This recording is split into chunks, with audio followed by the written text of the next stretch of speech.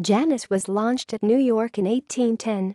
Between 1819 and 1820 she transported female convicts to Port Jackson. Thereafter, she went on a whaling voyage.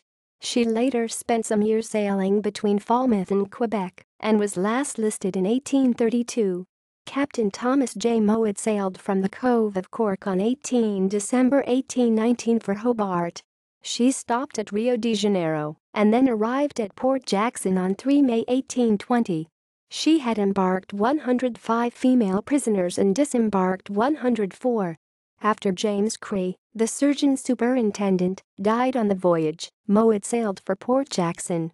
A later inquiry determined that a great deal of prostitution had occurred on board Janus and that Mowat and his officers had done nothing to prevent it. Janus commenced whaling on 25 June 1820. The whaler Indian arrived at New South Wales on 15 March and reported on the vessels that she knew to have been still at the fishery. One was Janus, with 600 barrels of whale oil. Janus returned to Sydney from the South Seas on 29 July. She was still, again, there at the end of September. On 15 February 1822 Janus was at 2°02 and 24°02 W, i.e., in the North Atlantic on a latitude that passes through Colombia and the Gulf of Guinea.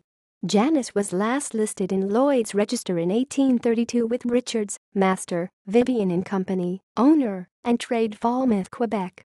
Citations and references. Citations. References.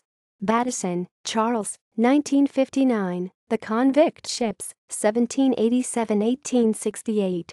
Glasgow, Brown, Son and Ferguson,